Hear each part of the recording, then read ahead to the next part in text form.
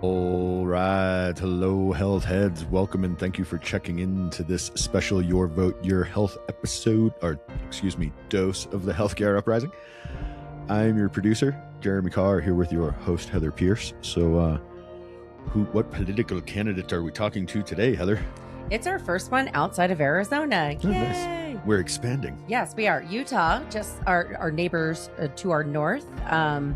So we have got Peter Crosby. He is running for U.S. Congress, Utah District Number 2, which is up kind of in the towards Idaho, the northeast corner of Utah. North and west of Salt Lake City. Yeah, kind of straight up out of Salt Lake and over to the border, kind of general area. Really great guy. He actually interesting because he was originally a Republican and then he was non-affiliated and now he's running as a Democrat. So he's kind of shifted sides. So very interesting perspective. Growing up in a military family, largely conservative. So coming on as a Democrat, running as a Democrat is a pretty bold, pretty cool. But very apt story for the times and for this next election, the whole road this guy's followed to get here. So yeah, I think very appropriate for the Your Vote, Your Health series. I'd say so. But so without further ado, here is our conversation with Peter Crosby from Utah District 2.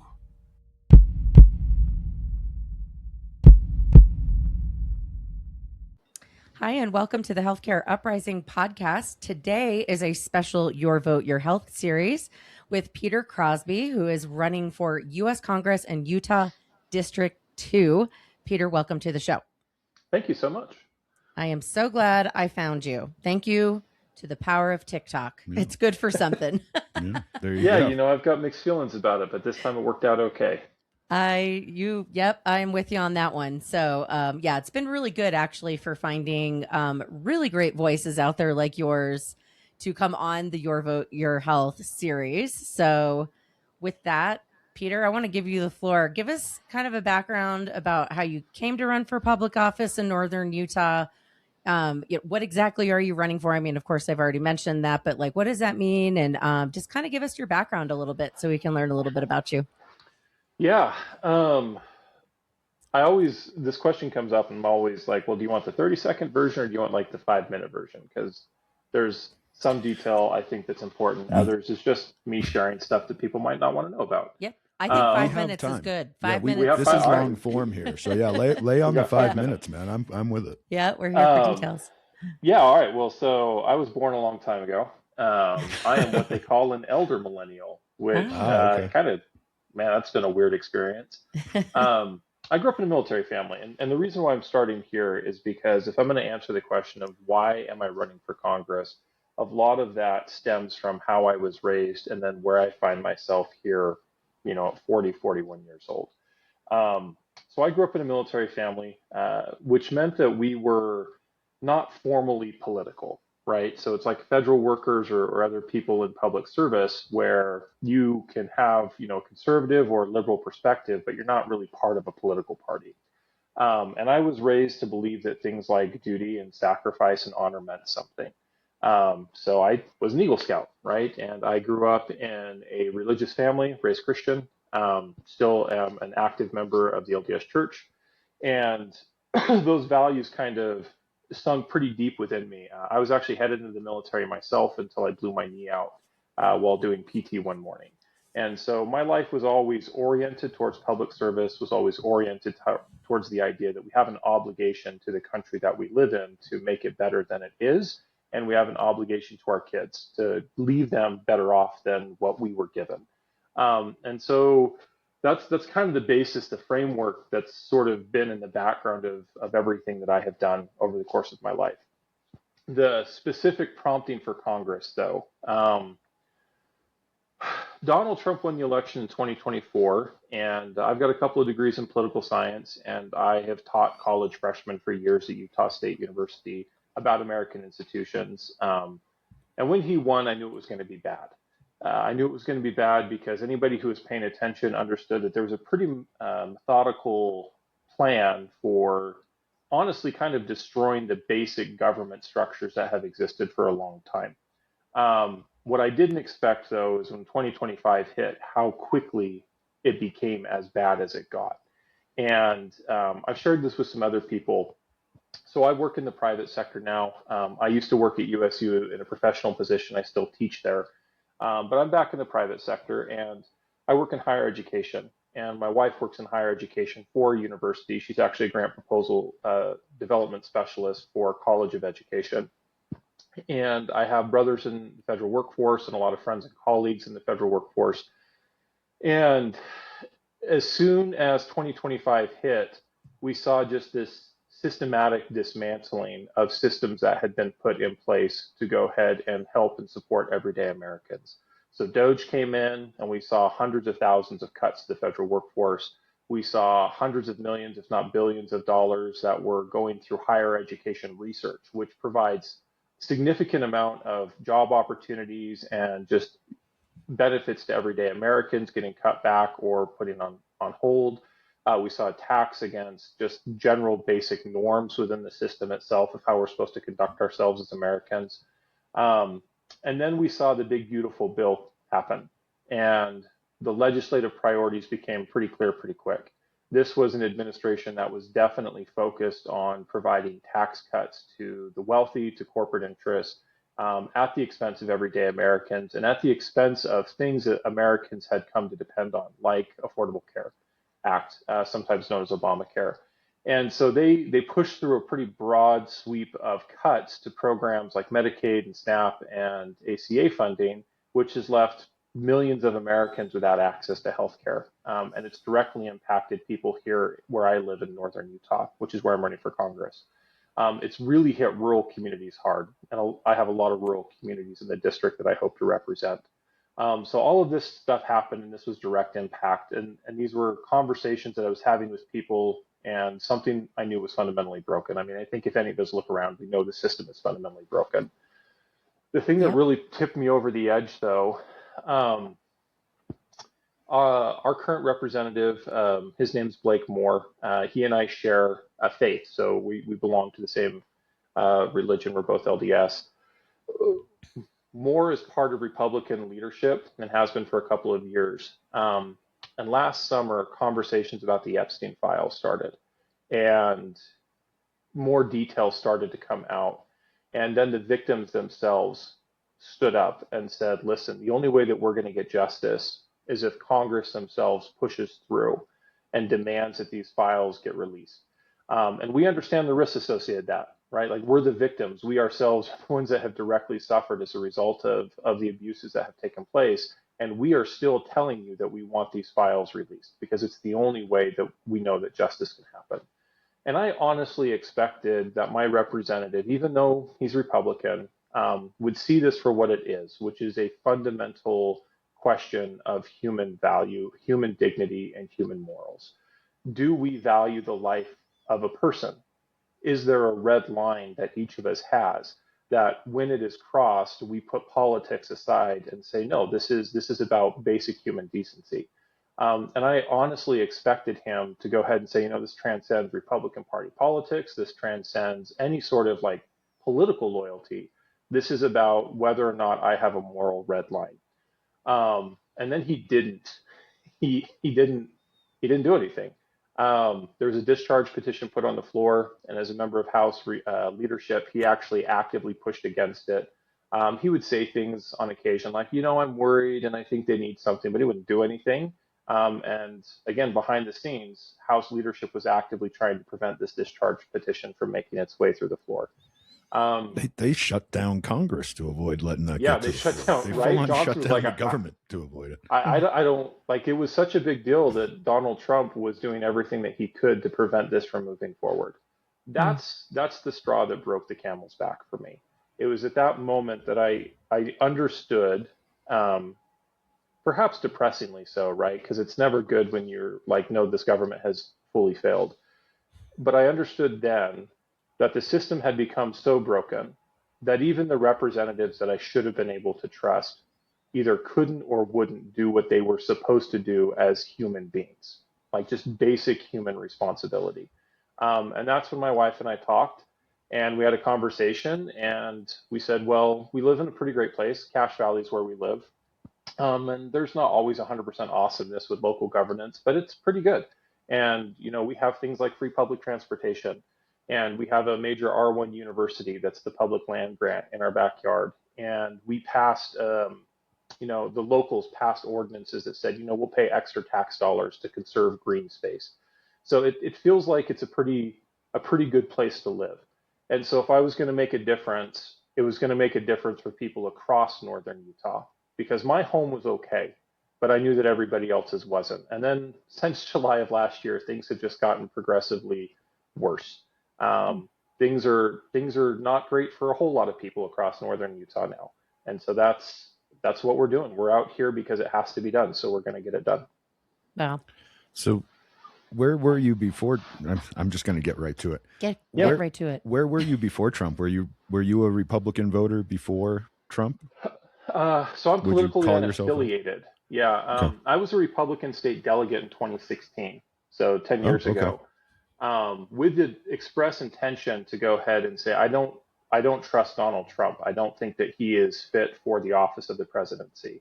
So I became a Republican state delegate, voted against him, and then I unaffiliated again, because the two-party system, it provides stability within a governance structure, but it doesn't always provide quality solutions. That's for sure. Right? And that's a great way to put that. Yes, that's a real good way to put it. And so I always felt that my vote mattered most when I was unaffiliated. But there's a practical reality that if you are going to get engaged, especially if you want to get elected, it is a two-party system. And so I looked, January 6th, not going to be a Republican. The current Republican Party, not going to be a Republican. Never been a registered Democrat before, but I started talking to people here in northern Utah, and they are people, they won't mind if I say their names. They're people like Jeremy Thompson and Danielle Sykes or Shannon Rhodes or Shannon Barton. They're people from the communities where I live in, and they're just genuinely dedicated towards doing good. Like, they just want to make the place where they live better for everybody who lives there. And I looked at that and I said, you know what? I can be that kind of Democrat. Like, I don't know if I'm a national party Democrat, but I can be a northern Utah Democrat, the kind that is focused on trying to make their communities better for everybody that lives there. Yeah. That's fair. Totally. Fair. I mean, the fact that you were essentially Republican, right? And I will say this as well. I was just independent for years, and I didn't actually register as a Democrat until Trump ran, because I knew that I couldn't miss out being in the primary. Thank you. The primary. I'm like, I did the same. My brain, the primaries. My husband still actually is like, can we switch back yet? And I'm like, no. Because we're pretty centrist. Hopefully soon. And it's, it's a real shame, because there's some wonderful Republicans that I have voted for over the course of my life. And I've been voting for many, many years, 30 years, something like that. And then it's very sad to me that doesn't exist as much anymore. There's like there was a party that once existed. It no longer does. So I can understand why you've made the switch. So I vote green. Yeah. Well, just to not vote for, I literally, a lot of times that president and the big elections, I will pick one. Yeah. But listen, ranked choice voting for the win. That's the way we need to go. Yeah. Right. Like some sort of electoral reform that allows people to see themselves better reflected in the government that serves them. Yeah. Originally in this country, when we had elections for president, whoever got the most votes was president, and whoever got the second most votes was vice president. Yep. That's what we need to bring back. Hey, I like that idea. That's what we need to bring back. Because right now we would have Trump as president, but Kamala would be the vice.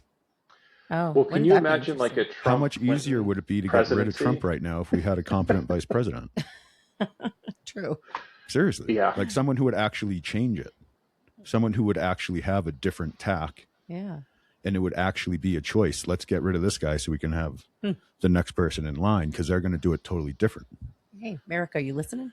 we need to remember how this country worked initially, because they've changed the rules on us so many times that our democracy isn't I mean, it wasn't really a democracy to begin with. It's a democratic republic, which is a different thing. It's not just we vote and they count the votes. It's the electoral college and states. Right. That makes us a republic. But they've changed the rules so much that it's less and less and less democratic every time they change the rules. And they have changed the rules a lot in the last 250 years. Yeah. Well, and some of them shouldn't have changed. Some of them, maybe that was for the better, but some of them definitely was not. And we need to kind of go back and kind of revamp what we're doing in a way. A lot of the changes, and I know this has nothing to do with healthcare, so I apologize for getting us off on this tangent. This is the setup, Peter. A lot of those changes have been in a positive direction, because when the original framers of the Constitution put together this democracy, they were like, we don't trust people. Like, that was straight up. We do not trust people. And as a nation, for a long time, we have worked really hard on getting an educated populace. Investments in public schools, investments in, quality control, I guess we can call it, for education, to make sure that the general populace was ready and capable of engaging in democracy, because you need an educated population for real democracy to function. And so we shifted away from some things, right? We expanded the franchise. So now all men could vote. And we said, you know what, maybe state senators should also be selected directly by the population, and it shouldn't go through some other mechanism, which is originally how the Constitution had laid it out. And, maybe women should be franchised as well. And maybe 18 years old, like if you're old enough to go get killed, you're old enough to vote. So let's go ahead and expand the franchise. Those have all, I think, been good, positive decisions that have pushed us towards a population that is more responsible and more accountable and has more control over what their government looks like. But that, that counterforce of things like gerrymandering, or a ruling like Citizens United, which allows practically unlimited money to corrupt an electoral process, those are counterforces that they really do corrupt the spirit of democracy, because they take the existing rule set and they say, okay, you know what we're going to do? We're going to twist this to the advantage of those who are extremely powerful and extremely wealthy, and then the regular people suffer. I don't think the American experiment is done yet. I think that we are in a bit of a bump for sure right now, and it's going to be a pretty big bump if Americans don't step up and say, this is something we have to fix. But I do hope that this is an opportunity that kind of jolts us out of, honestly, kind of some of the apathy that we have had for the last maybe 10, 20 years, and pushes us to say, no, this is ours. This is our government. It's our system. It's our economy. It's our healthcare. And if we want it to look the way that we want it to look, then we have to get engaged and we have to get involved. One of the things that I really, really would like to do once elected is I'm actually part of a couple of different coalitions, and we're all broadly focused on systemic reform within the system itself that removes or reduces corruption as best as we can among elected officials, so that people can trust their government public servants are serving the people who elected them.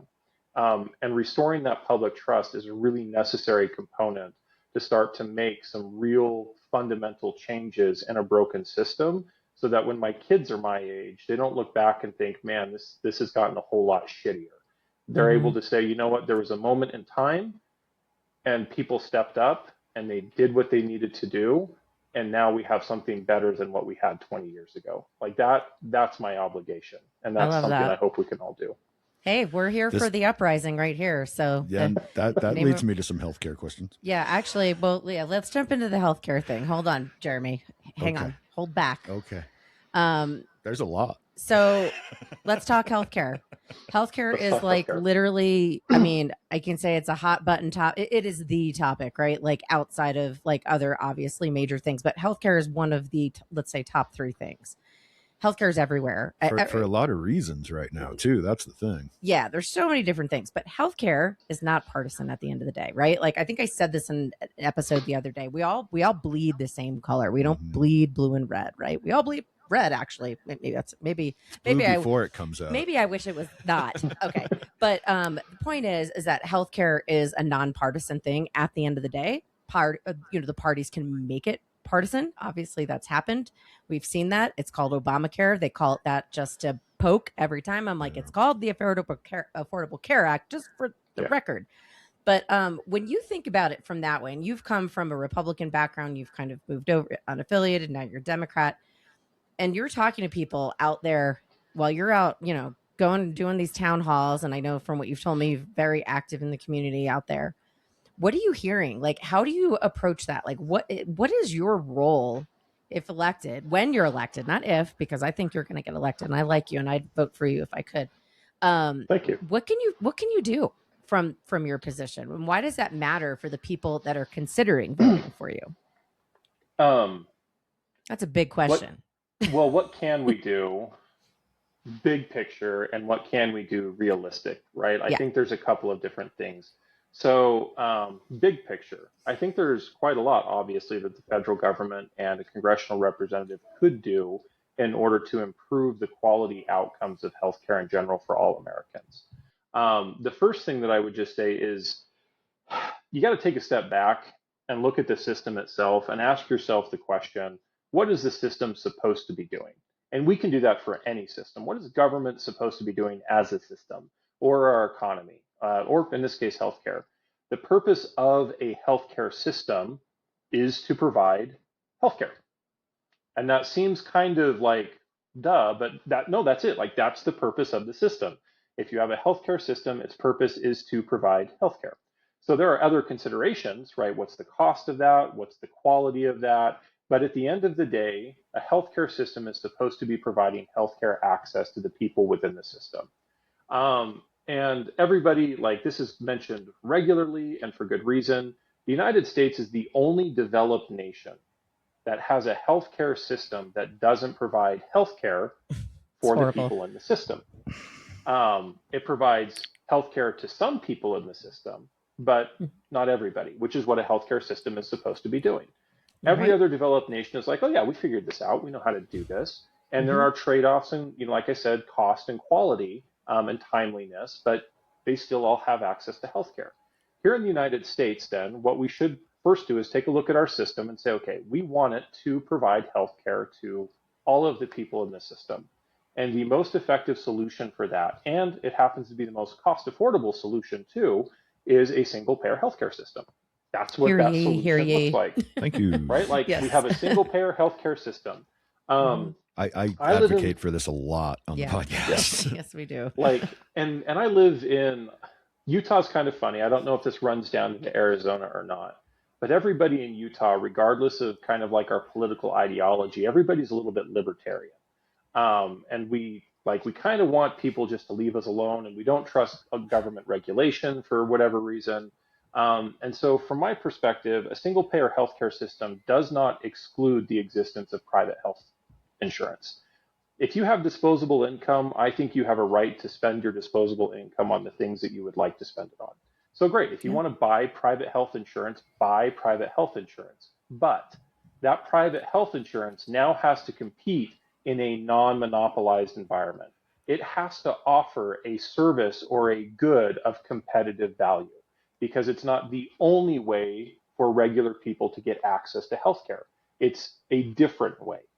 Everybody has access to healthcare. So if I'm going to buy private health insurance, it needs to offer me something that is worth the money that I'm spending on it. So great, private health insurance companies can still exist. It's just that they now have to compete in a market where people already have access to the basic good or service they were supposed to have access to in the first place. And so that's the big picture, right? That is absolutely one of the things that I would prioritize when getting to Congress.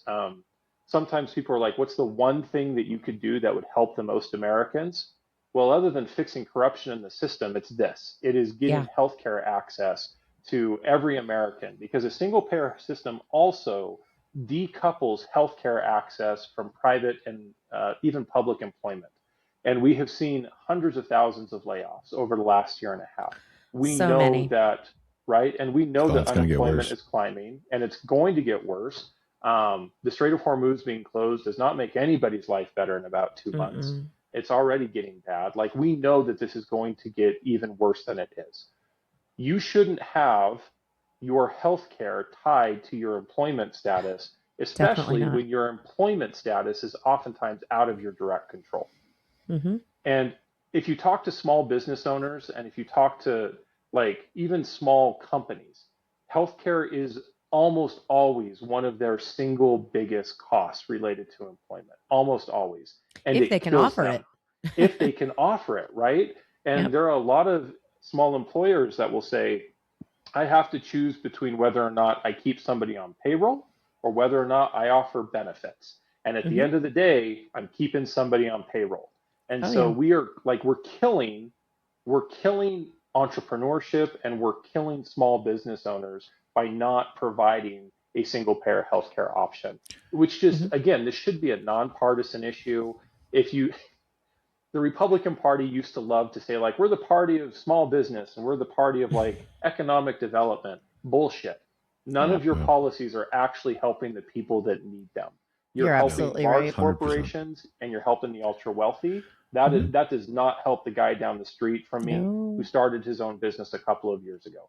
You are killing him. I've been self-employed or independent contractor for almost 20 years. Guess how much health insurance I've had in the last 20 years? Zero. Pretty close to zero, I'm guessing. Yeah, pretty much zero. There was a couple of years where I made little enough that I could get on the Access, which is the state Medicaid or whatever in Arizona here. Yep.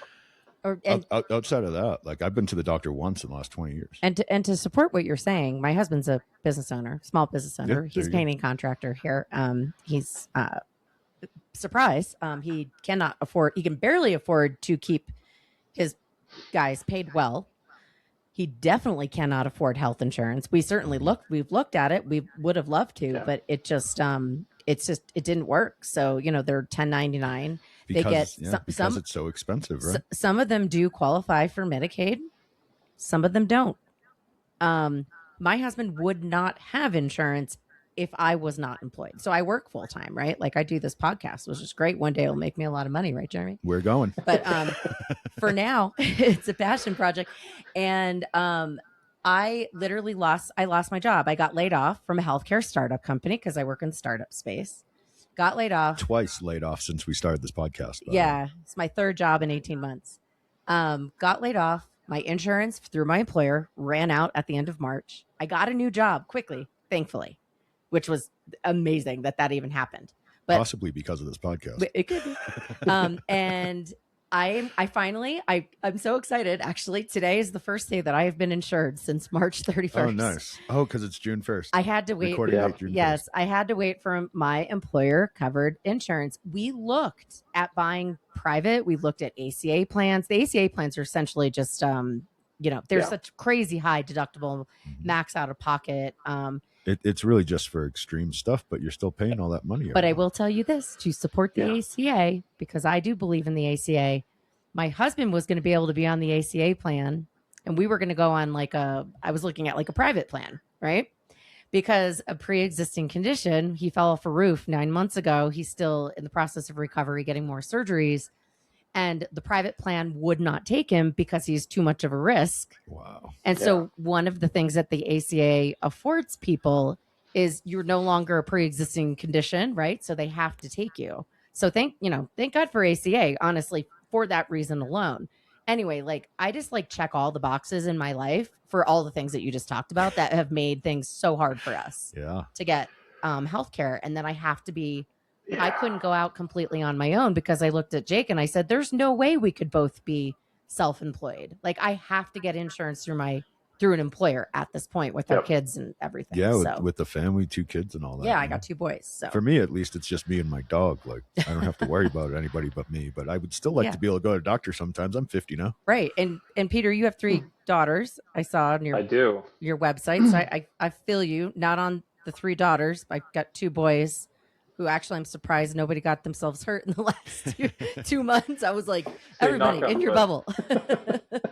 But we shouldn't have to live like that, right? Well, and I think this is one of the great deceptions that has happened to Americans. People in other nations don't live like that. And we have been led to believe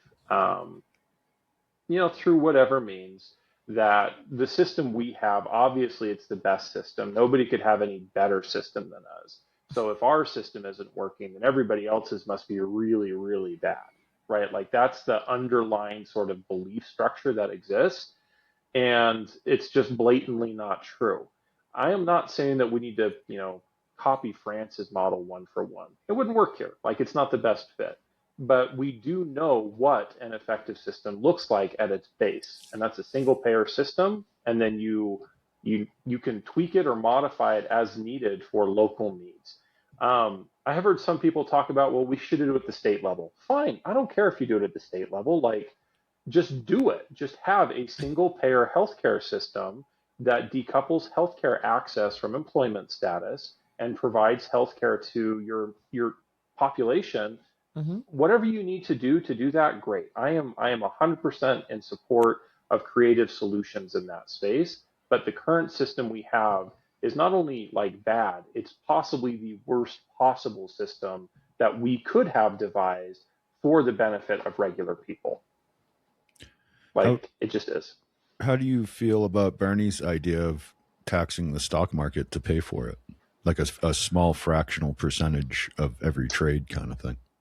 Yeah. I think we have tax loophole problems in general when we talk about how we are focused on collecting income from people throughout the US. I don't know if a stock trade tax is the best solution, but it certainly identifies one of the core issues that we have with our current income tax system, which is loopholes. So if I'm a wage earner, right, like let's say we all make $1 million.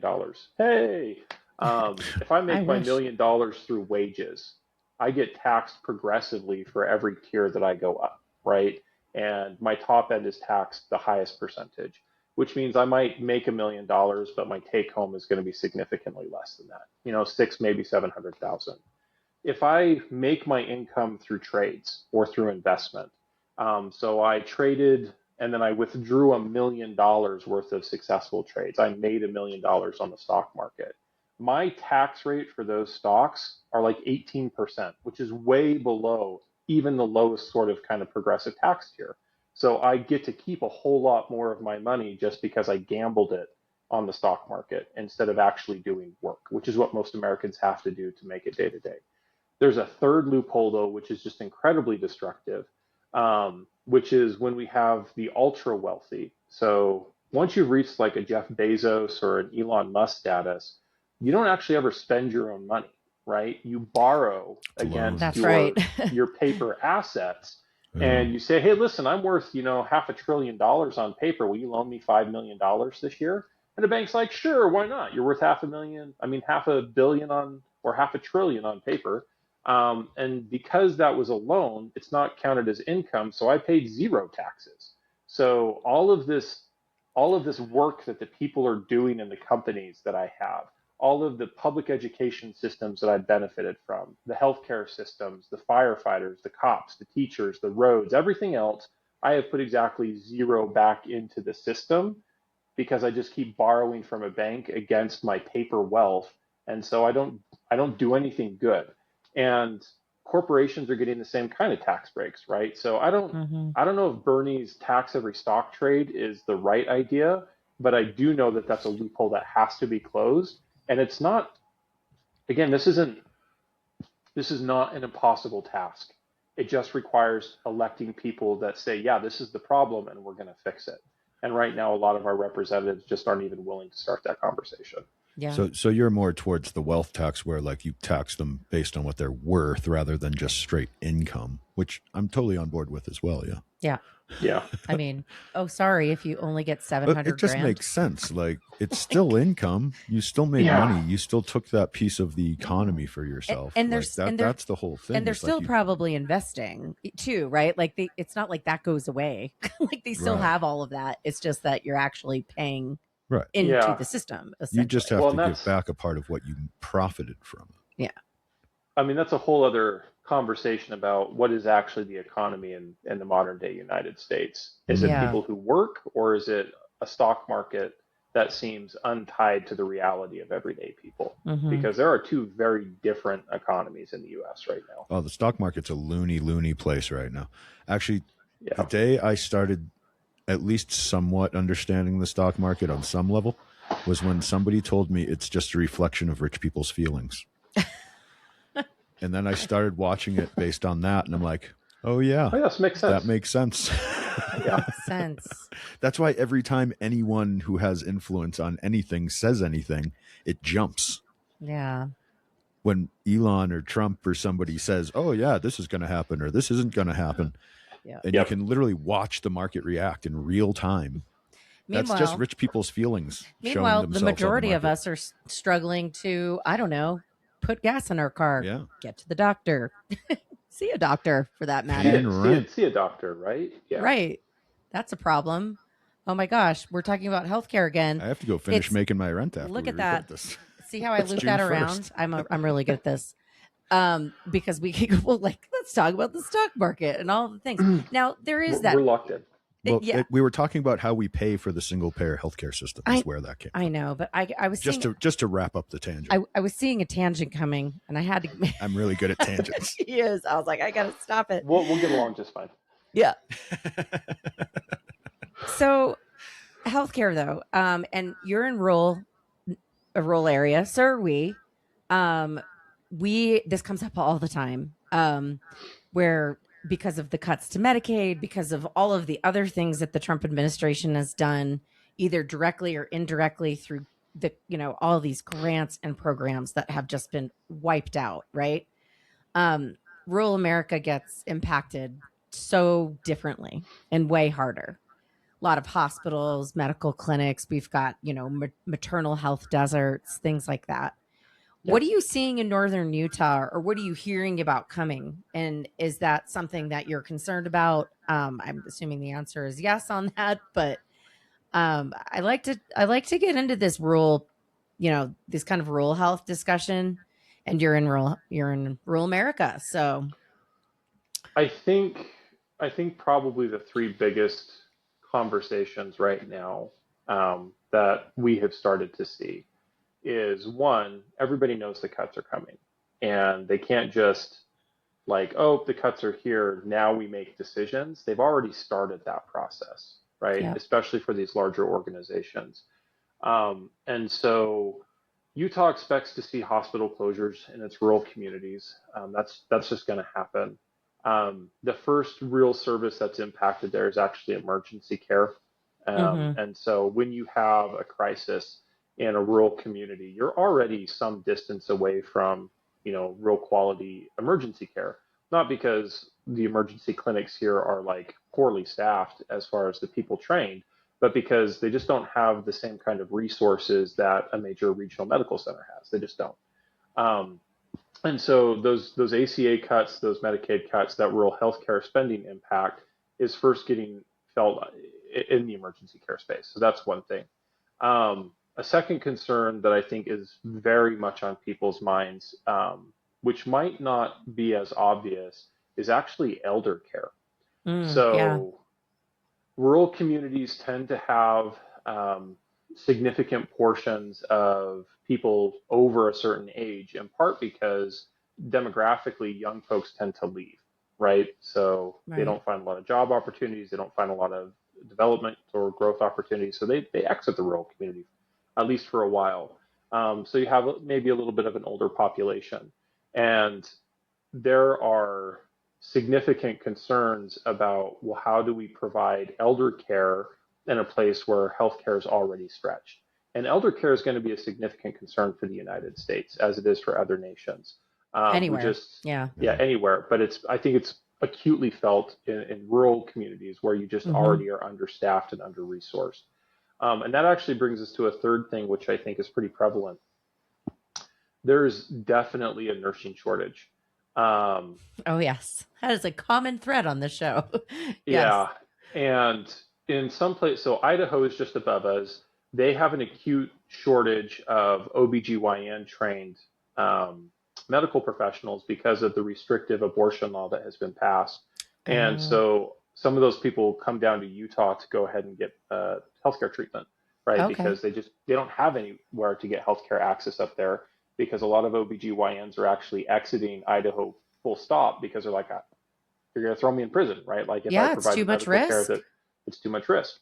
Yeah. And so we already have a nursing shortage. That nursing shortage gets strained by a population coming in to try and get healthcare access, and to get strained by cuts to funding, and to get strained by a Trump administration policy that says, from an education perspective, we're no longer going to consider nursing degrees, these professional degrees that are eligible That's for right. Yeah. that are eligible for federal funds. And Mm-hmm. so we had a nursing crisis in COVID that has only gotten worse. And our current administration and Congress, I swear, are systematically focused on making it even worse than it possibly is, right? Yeah. Like, they are making all of the wrong choices if you actually wanted to ensure that you had sufficient nurses to support rural communities or communities in general. It makes no sense. I mean, I feel like they just want us to die.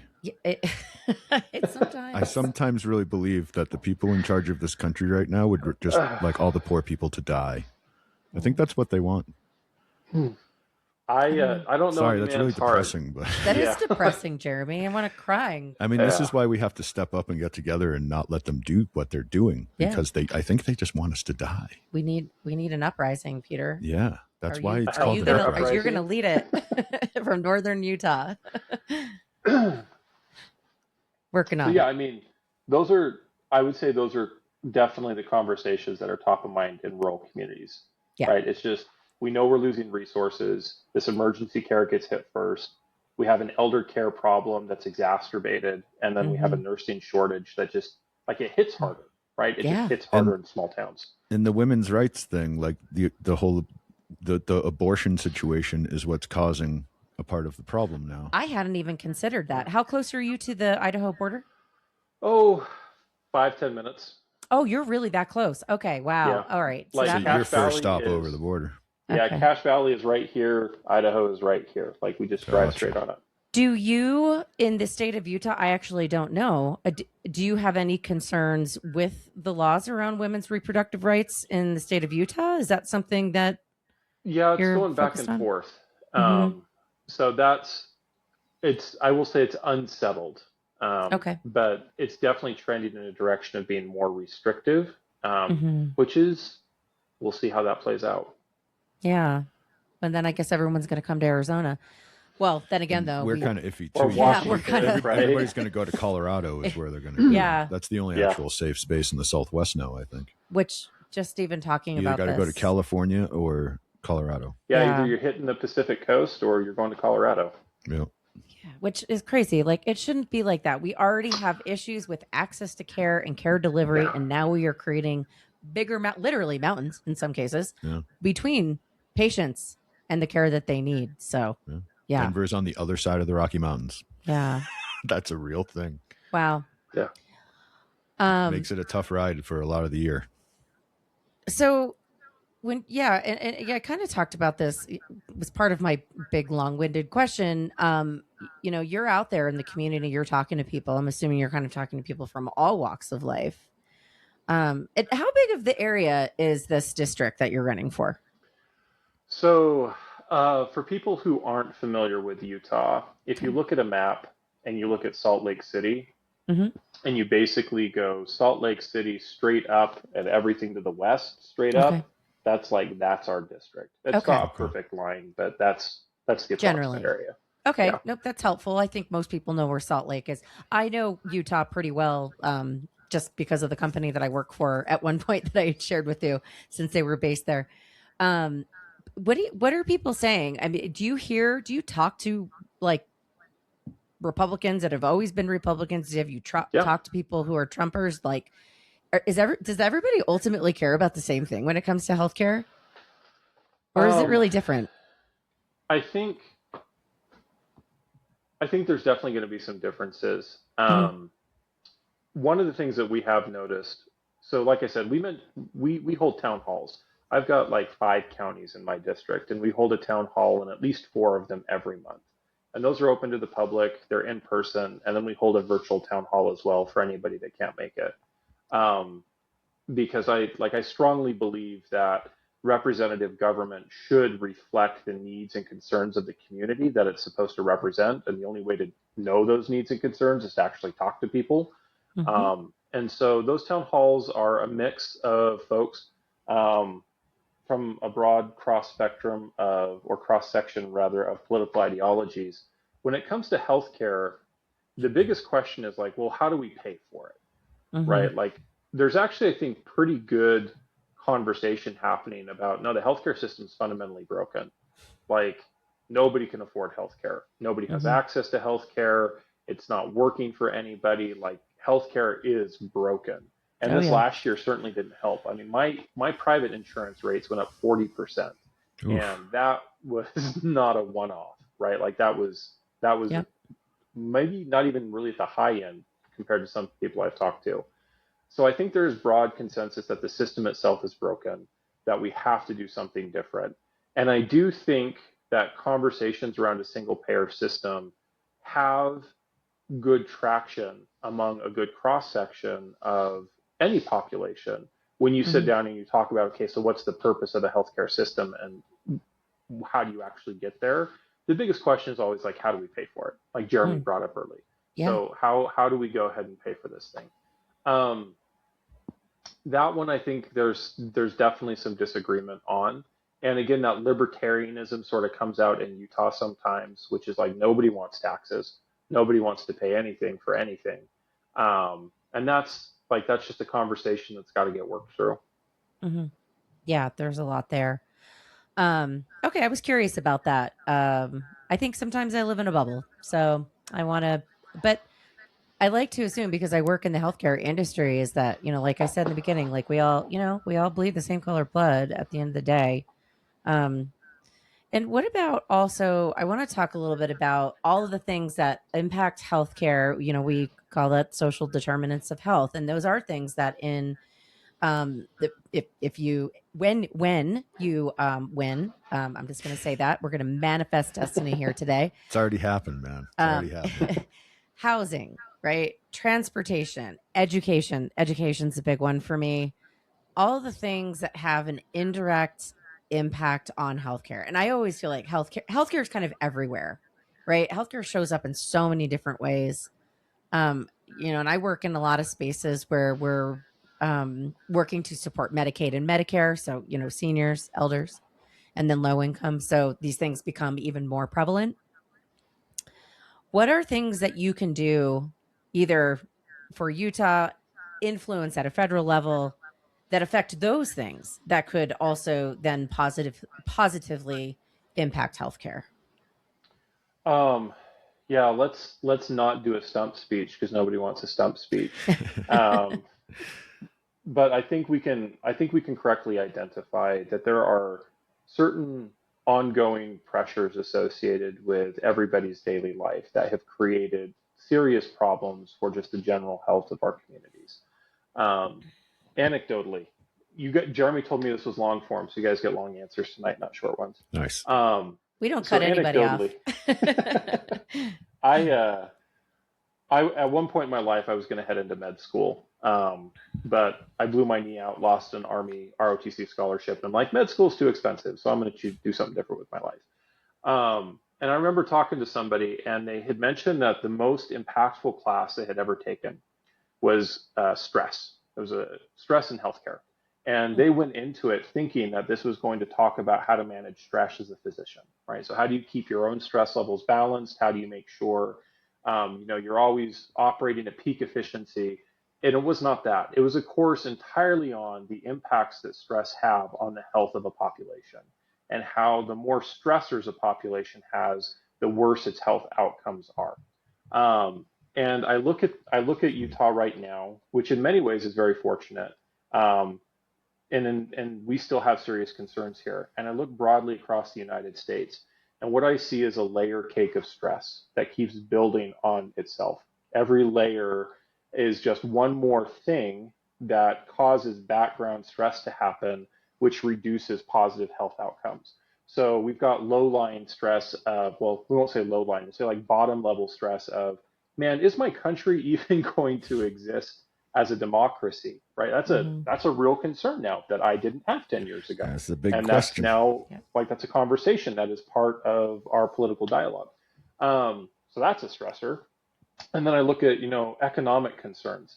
Um, and I have illegal tariffs that are imposed, and I have a war in the Middle East, and I have rising unemployment, and I can't afford my food, and I can't afford gas because of all these economic concerns, and I work more hours, but my wages have stagnated, and I can't afford a house, right? Like, so I'm starting to build layer cake on top of each other, and maybe I have unique circumstances.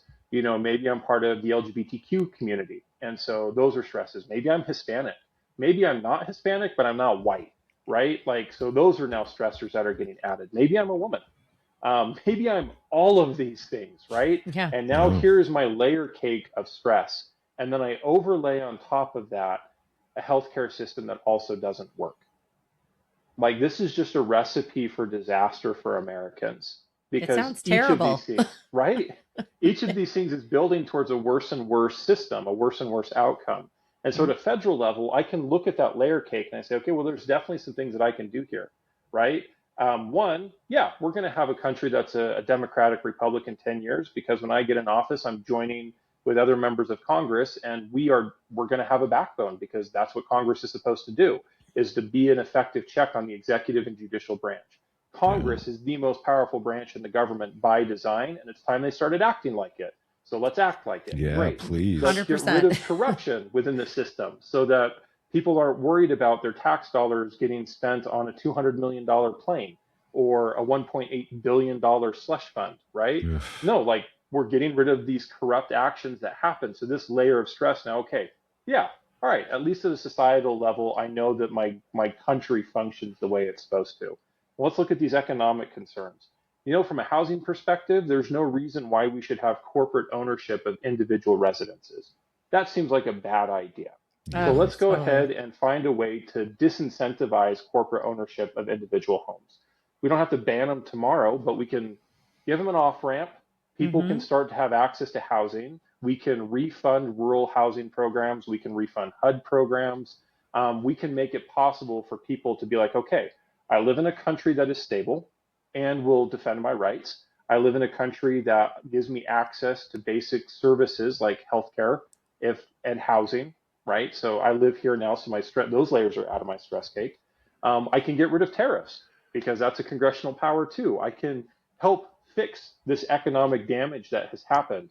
So now small business owners and regular wage earners, like, prices come down because I'm not charging every country in the world 15 to 20% premiums on everything that comes in or out, so that my day-to-day life is less expensive. Okay, that's a huge stress relief, right? There's a lot of things outside of just, okay, we're going to do a single payer healthcare system, that a federal representative could do in the current environment to start taking some of those layers out of the stress cake, so that people, like, they have a chance to breathe and they have a chance to look forward and not say, life is going to be fundamentally worse for me in 10 years. Like, just doing that, accomplishing that, where they can look forward and say, you know what? Things are hard right now, but I do see how we are getting better. That is a huge difference for the life of everyday Americans. Yeah, I feel relieved just hearing you explain that. I don't want that stress cake. Well, I just want cheesecake. I like the fact that you realize that Congress has a job. Yeah. And that they're not currently doing it. And that's why we need all new people who will hopefully actually do the job that Congress is supposed to do, because they're not doing their job. Yeah. Yeah. Like, the executive branch just keeps doing unconstitutional, illegal things, and the Congress goes, okay. And when people try to call the Congress out on it, they literally just run away and go home. It just blows my mind. It's crazy. Because this has never happened before. America's never been fascist before. No. Yeah. This is new. I'm going to say it out loud. Yes. I'm going to say it out loud. So here's the mini tangent. We won't go down the path. Okay. Again, so I taught political science for years.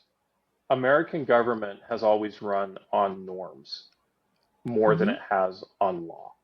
So there's constitutional guidelines, but those guidelines are actually really broad. There's a whole lot of stuff that doesn't directly fit in there. And so the working between the executive branch and the legislative branch and the judicial branch was largely based off of relationship and norms. And what we have seen in the last 10 years is the systematic destruction of those norms. And what we need to do is codify those norms back into law and say, okay, like this was a thing that we just did because there was a gentleman's agreement. Obviously, that doesn't hold water, so now it's going to be codified. Like this is how the government functions. And if you do violate, this becomes a necessary removal from office for the people that are violating the law. Because norms are no longer strong enough to hold our government together. Yeah. Okay. Well, they, like you said, the last 10 years, they've just been crushing the norms, cracking them apart, and people are just like, okay, new normal. Yep. New normal. Yeah. And the new normal sucks. For sure. I don't like favorite. Yeah. The other normal wasn't perfect by far. Yeah. But it was better. It was definitely better. And you know what? We deserve better than the old normal too. I think that's something that we should keep in mind. Yeah. Like as we work to fix a broken system, let's actually fix it. Let's not try and restore it to some point that was kind of okay. Like let's take the opportunity to make it better than it was. Right. We don't just want to go to the last backup. We need a hard factory reset. Hard factory reset. But no, just get it. But it is the thing, like, if we got the right people into office in the Senate, in the House, they could fix it quickly. There's some smart people out there. They could fix it pretty quick. Well, I mean, politically speaking, things take time. Yeah. But, you know, in the overall term of things, you could fix it pretty quick. Well, pass the right few laws and you're already on the way. You know what I'd like? One thing I'd like to point out actually is this very healthcare specific, working in the startup space. And actually a lot of the people that come on the show that are startup founders, they're not from the healthcare industry.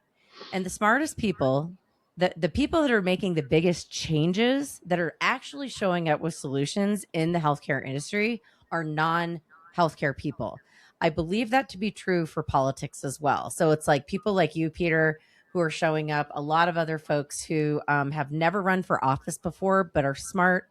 They're talented. They've got wonderful, well-rounded experience for whatever reason. And they bring so much to the table. And they're going to be the ones that are going to change things, because I feel like you bring a different perspective. You're not institutionalized, right? There's nobody lining your pockets. I mean, I think that's important too, right? Big. Like you're running your race, totally grassroots, right? And you've got like 200 volunteers or something, I think you said. Yep. Which is amazing. Yeah. And if you're watching this, like you can volunteer from out of state. Ah, there you go. Yeah, calling, right? Just making phone calls. Yeah. We've got plenty of work to do.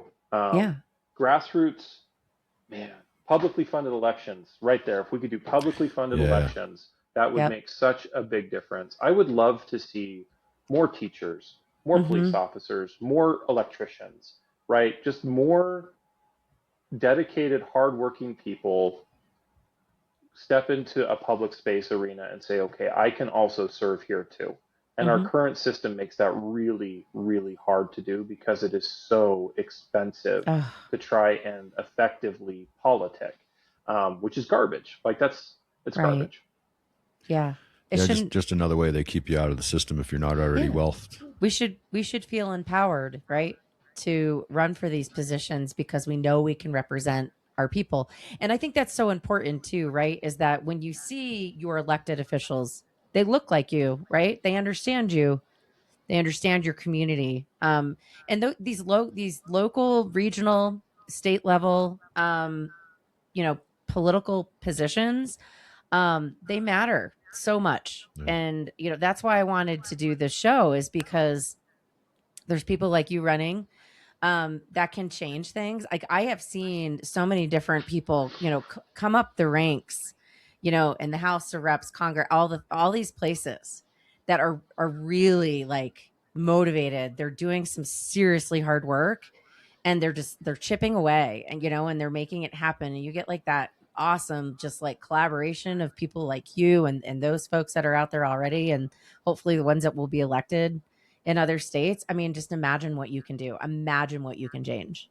I mean, the world's your oyster. We need at to the get end rid of the day. So many people in this next election. We really do. We need so many new people. Fresh blood.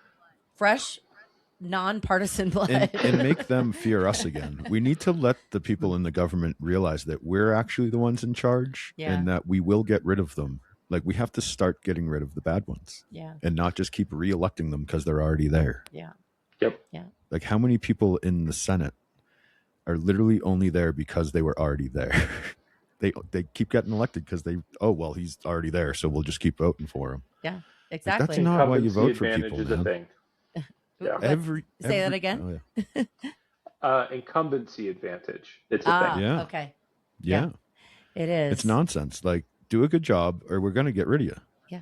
You know, like, we need to hold their feet to the fire. Well, I think Peter is this next wave. Yeah. I think there's a lot of really great people that we've had an opportunity to talk to that I've been following, and I'm excited. I'm like, let's get like a new wave of people in there that are really willing to get in there and change things. You are part of that, Peter, which is why you are on the show, because you're part of the uprising officially. Welcome to the uprising, Peter. Welcome to the uprising. Cheers. Before we let you go, I want to make sure you have some final words. If you're successful in your term, and you will when you win, what would you hope the people of Northern Utah would say that you accomplished? Basically, I mean, just as their representative, doesn't matter what, color shirt you wear or tie. What do you want them to know? What do you want them to know that you did for them? I would hope. So first, I've already told people, if I do a good job and you want to reelect me, I'm not going to serve more than 6 years. I have a family. I have other responsibilities. There's like 1 million people almost in every district. Surely one of them can do a good or better job than I can. And so if I'm elected and I've earned their trust, I've been able to be reelected, I would hope that at the end of my time in office, they would be able to say, here is somebody that restored our trust and faith in public service. Here is somebody that fixed a broken system so that we are not concerned about it being corrupted. And here is somebody that made our lives objectively better. We now have a little bit less stress, hopefully a lot less stress in our lives as a direct result of the work that I did while I was in office. We have access to things, hopefully, like I said, a single payer healthcare system. We have an economy that works the way it's supposed to, which is to provide people with the goods and services they need. That's the purpose of economic activity. It's not just to generate uncontrolled wealth. He has made it so that our communities are healthier, they are stronger, and we have hope that the next 20 years will be better than the last, that our kids will have more opportunities than we did, because that really is fundamentally the American dream, right? That if we work hard, that if we sacrifice, we have some help and a little bit of luck, we will be better off than our parents were. And we will make a life for our children better than the one that we had. That is what every generation should strive for, is that our children and our grandchildren will be better off than we were. And so I would hope at the end of 6 years, that's what they're able to say, is that our kids and our grandkids are going to be better off than they were because of his service. That would be the highest, I think, honor I could get. In 6 years to pull all that off at this point would be pretty quick. I was saying, we can do it pretty quick if we just start putting the right people in office again. I'm already inspired, Peter. Peter Crosby, U.S. Congress, Utah District Number 2. Vote for this guy. Links in the show notes.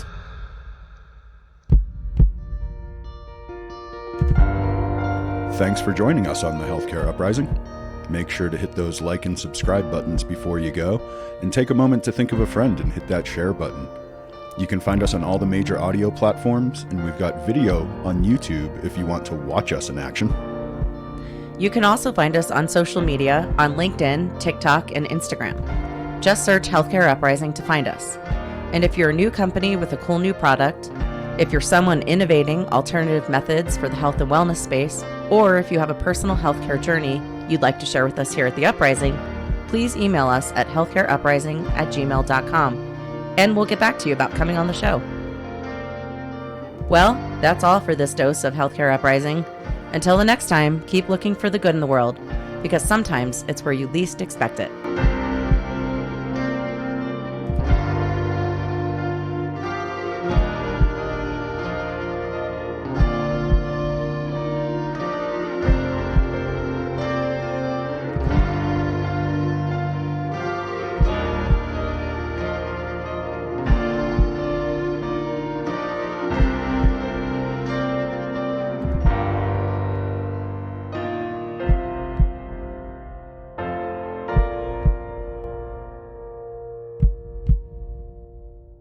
We are not doctors and we don't play one on TV. If you need medical advice, consult with your physician or a healthcare professional. This has been a Shut Up production. Shut up!